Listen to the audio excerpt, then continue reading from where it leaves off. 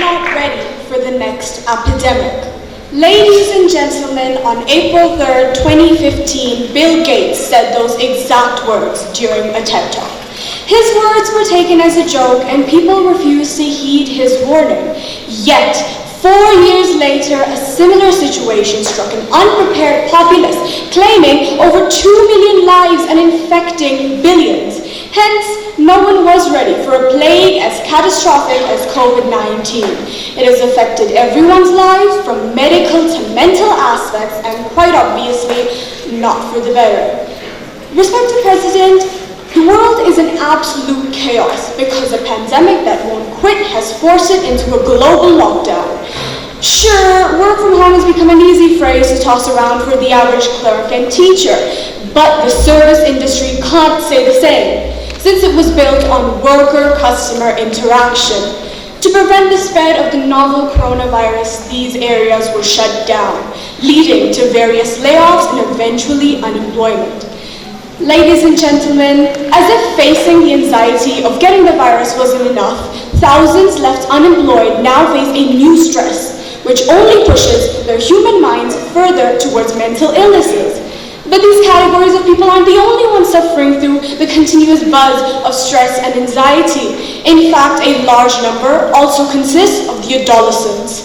Closing of schools has led to self-isolation, an ingredient in loneliness and depression. And let's not forget the lack of quality education being received. Online teaching, first chosen as a temporary solution, does not carry the same impact as face-to-face teaching. To quote Callie Bush, one cannot simply take a face-to-face lesson, put it online and expect great learning to happen. The teachers have faced quite a lot of pressure as well, where 8 hours a day might have been normal have increased up to 16 hours a day. When they're not teaching, they're planning lessons prior and are still unable to make that connection with their students and an impact with their teacher. In a nutshell, ladies and gentlemen, COVID-19 has costed people their lives, their physical health, their mental health, and not to forget the 4.46 million people who have been taken away by this virulent monstrosity.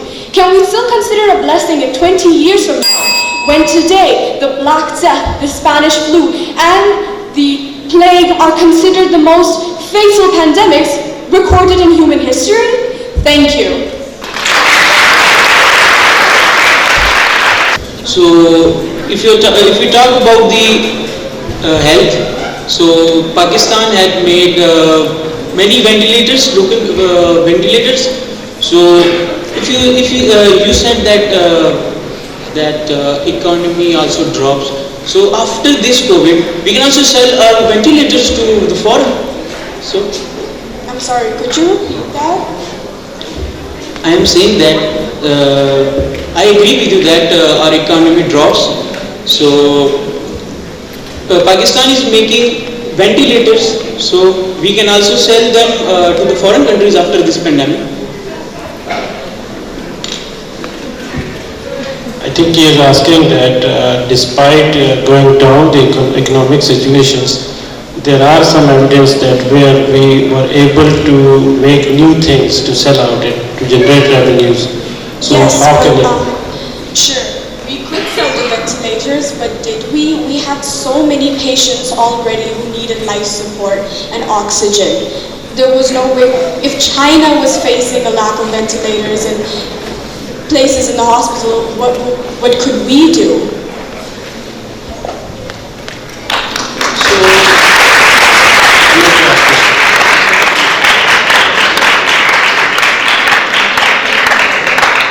So you started with Bill Gates' prediction, and there was a lot of predictions before this pandemic in Simpson cartoons and in a Hollywood movie.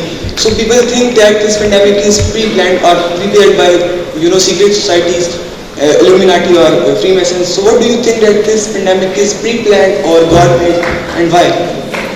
Okay, so I did a bit of research.